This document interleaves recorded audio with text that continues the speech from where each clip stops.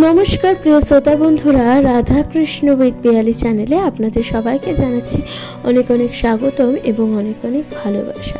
বন্ধুরা, আমি পিয়ালি আজকে আপনাদের সাথে ভগবান শ্রীকৃষ্ণের মধুর বাণী যা আমি আপনাদের সাথে আলোচনা করি এবং করব। প্রিয় শ্রোতা বন্ধুরা, আজকে একটি অন্য এবং একটি ভিন্ন বিষয়ে আপনাদের সাথে আলোচনা করতে চলেছি। আশা করছি আপনাদের কিন্তু তা ভালো লাগবে। প্রিয় শ্রোতা বন্ধুরা, আজকের আলোচ্য বিষয়টি একটু আলাদা।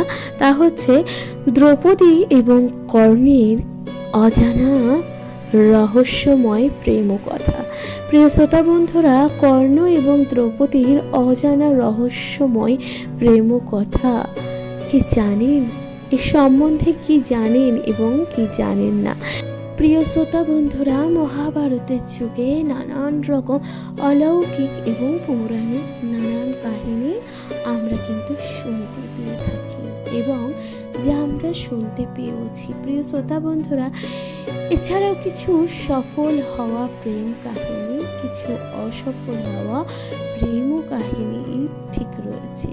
প্রিয় শ্রোতা বন্ধুরা, ঠিক তেমনি একটি প্রেম কাহিনী ছিল যা ছিল দ্রৌপদী এবং কর্ণের মধ্যে।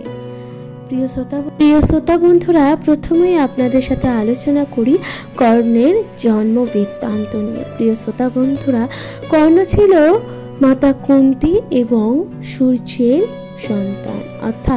অর্থাৎ প্রিয় শ্রোতা বন্ধুরা, এই কর্ণের জন্ম বৃত্তান্তের পূর্বে কর্ণের জন্ম সম্বন্ধে আপনাদের কিছু বিস্তারিত বিবরণ দিয়ে থাকে। আশ্রমে থাকাকালীন ঋষি দুর্বাসার মাতা কুন্তী খুব সেবা যত্ন এবং ঋষি দুর্বাসাকে খুব সন্তুষ্টি করেছিল।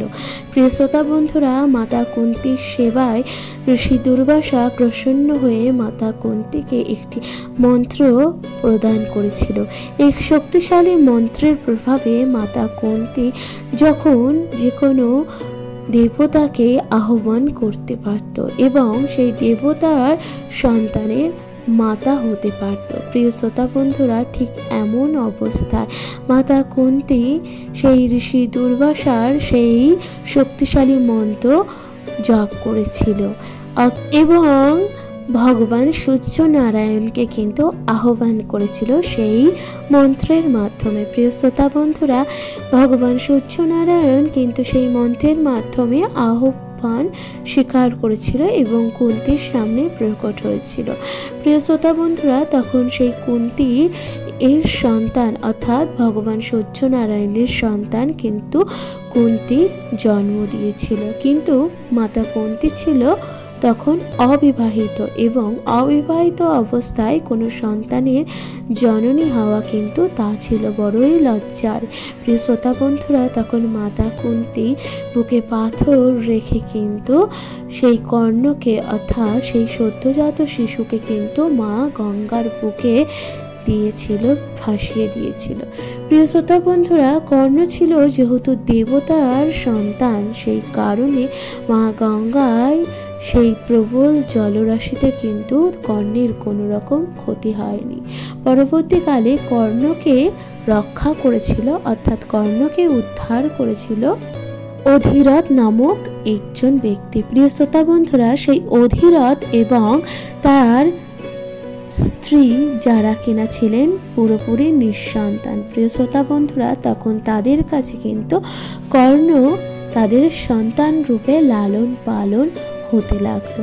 প্রিয় শ্রোতা বন্ধুরা, কর্ণ একজন মহান ধনুর্ধর নামে পরিচিতি লাভ করতে থাকলো। ঠিক এই রূপে তিনি কিন্তু নানান রাজ্যে নানান প্রতিযোগিতামূলক কর্মকাণ্ডে কিন্তু অংশগ্রহণ করত এবং তার নাম চারিদিকে কিন্তু ছড়িয়ে যেতে লাগলো। প্রিয় শ্রোতা বন্ধুরা, ঠিক এমতো অবস্থায় কোনো এক সময় ধ্রুপদ রাজ্যে এক ক্রীড়া প্রতিযোগিতার আয়োজন করা হয়।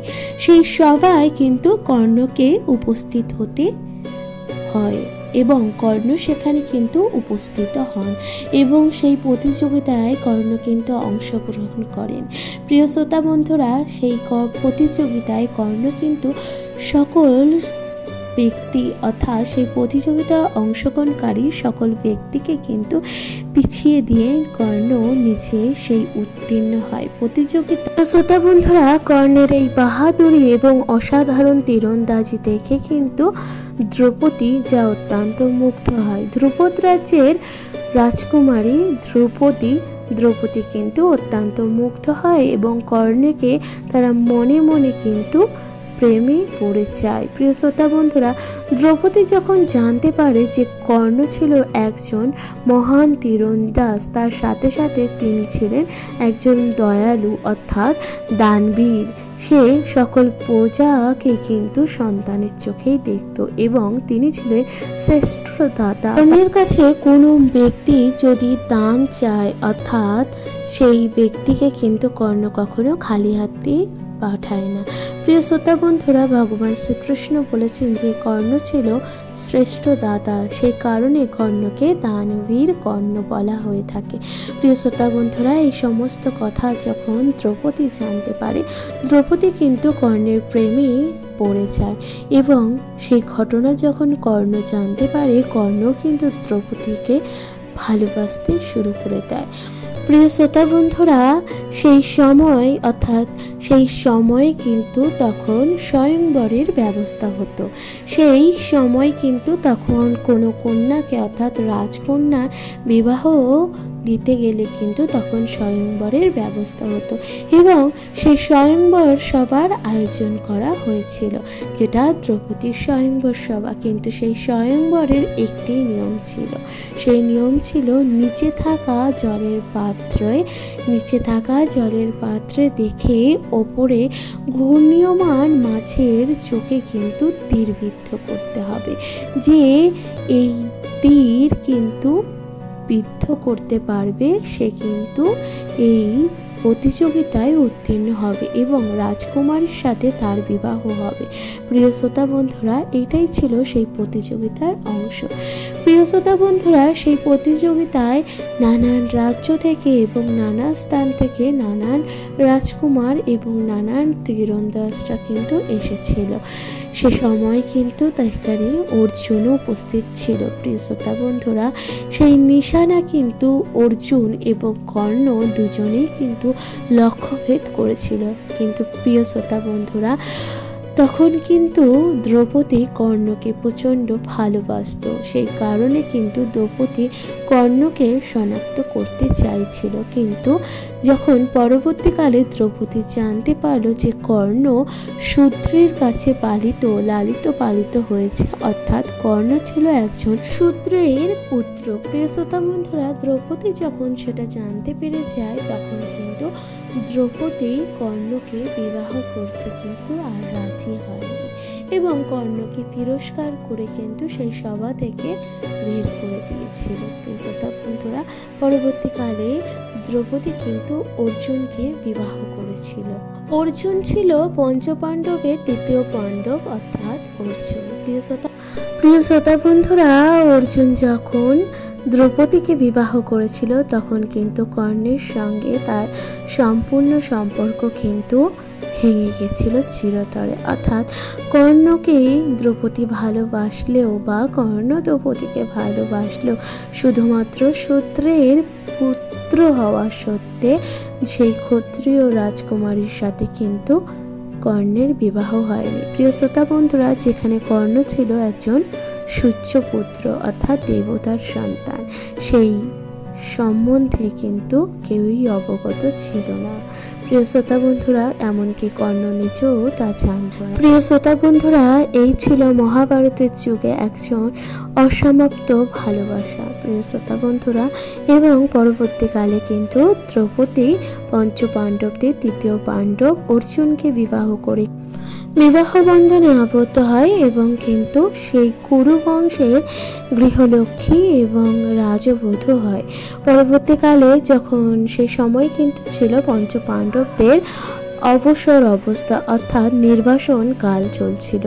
যখন সেই নির্বাসন অবস্থায় পঞ্চপাণ্ডব তৃতীয় পাণ্ডব যখন অর্জুন মাতা কুন্তির কাছে দ্রৌপদীকে নিয়ে গেছিল, নিয়ে যান এবং মাতা কুন্তি তখন ছিল ধ্যানস্থ অবস্থায় এবং পাণ্ডবদের তৃতীয় পাণ্ডব অর্জুন যখন মাতা কুন্তিকে বলেছিল মাতা আপনার জন্য একটি উপহার নিয়ে এসেছি, তখন কিন্তু মাতা তা অজ্ঞানত অবস্থায় মাতা কিন্তু জানতো না যে তার জন্য কিন্তু তার গৃহের বধূ নিয়ে এসেছিল অর্জুন। তখন মাতা না জানতে পেরে কিন্তু মাতা অর্জুনকে আদেশ দিয়েছিল যে যেই উপহার নিয়ে এসেছো তা তোমরা 5 ভাই কিন্তু ভাগ করে নাও। প্রিয় শ্রোতা বন্ধুরা, এখানে 5 ভাইয়ের সাথে ভাগ করে নিতে মা কুন্তি কিন্তু নিজের অজ্ঞানত অবস্থায় বলেছিল দ্রৌপদীকে। প্রিয় শ্রোতা বন্ধুরা, পরবর্তীকালে যখন কুন্তি তা জানতে পারে খুব লজ্জিত হয় এবং পরবর্তীকালে কিন্তু পঞ্চপাণ্ডব অর্থাৎ যুধিষ্ঠির, ভীম, অর্জুন, সহদেব এবং নকুলের সাথে কিন্তু দ্রৌপদীর বিবাহ বন্ধনে কিন্তু আবদ্ধ হয় এবং পঞ্চপাণ্ডবদের বধূ হিসাবে কিন্তু দ্রৌপদী বধূ হিসাবে থাকে এবং সেই কারণবশত দ্রৌপদীর আরেকটি নাম পাঞ্চালী। কারণ একটাই, যেহেতু দ্রৌপদী ছিল পঞ্চপাণ্ডবদের অন্যতম একজনই সহধর্মিণী, সে কারণে দ্রৌপদীকে পাঞ্চালী বলে বলা হয়ে থাকে। প্রিয় শ্রোতা বন্ধুরা, এই ছিল দ্রৌপদীর অসমাপ্ত এবং না হওয়া ভালোবাসা। এবং পরবর্তীকালে দ্রৌপদী কিন্তু জানতে পারে যে কর্ণ ছিল তাদের জ্যেষ্ঠ ভ্রাতা, অর্থাৎ দুর্যোধন, সহদেব, অর্জুন, নকুল, ভীম সবার কিন্তু ছিল জ্যেষ্ঠ ভ্রাতা কর্ণ। প্রিয় শ্রোতা বন্ধুরা, এই ঘটনা কিন্তু পরবর্তীকালে জানাজানি হয়ে যায়। তা কিন্তু কুরুক্ষেত্রের যুদ্ধে তা কিন্তু সবাই তা সবটা জানতে পারে।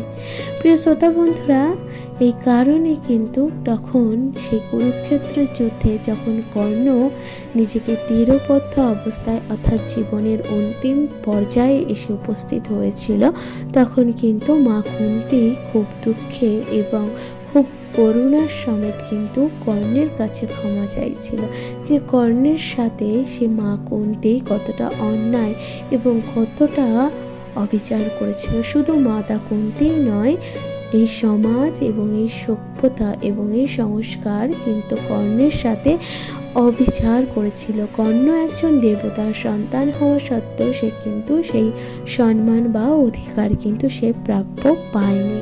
প্রিয় শ্রোতা বন্ধুরা, এই ছিল একটু অসমাপ্ত অর্থাৎ মহাভারতের যুগে একটি অসমাপ্ত প্রেম কথা। আশা করছি আপনাদের ভালো লেগেছে এবং আপনারা কে কোথা থেকে শুনছেন আপনাদের গুরুত্বপূর্ণ মতামত দিতে কিন্তু একদমই ভুলে যাবেন না। প্রিয় শ্রোতা বন্ধুরা, আজকে একটি অন্যরকম বিষয়ে আপনাদের সাথে আলোচনা করেছি। আপনারা কিন্তু অতি অবশ্যই জানাবেন যে কোন টাইপসের ভিডিও আপনাদের কিন্তু ভালো লাগে। আশা করছি আপনাদের গুরুত্বপূর্ণ মতামতগুলো অনেক বেশি মোটিভেটেড হব। আমার এই ভিডিও করার ইন্সপিরেশন আপনাদের থেকে আমি পাবো। প্রিয় শ্রোতা বন্ধুরা, আশা করছি আপনারা সবাই পাশে থাকবেন এবং আমাদের এই ছোট্ট চ্যানেলটিকে কিন্তু অনেক বৃহৎ এবং বড় আকারে করতে হবে। আপনাদের সাপোর্ট এবং আপনাদের সাহায্য ছাড়া যা কিন্তু একদমই সম্ভব নয়। সুতরাং আপনারা পাশে থাকবেন এবং আপনারা ভালোবাসা দেবেন। আপনাদের ভালোবাসা একান্তই কামনা করি।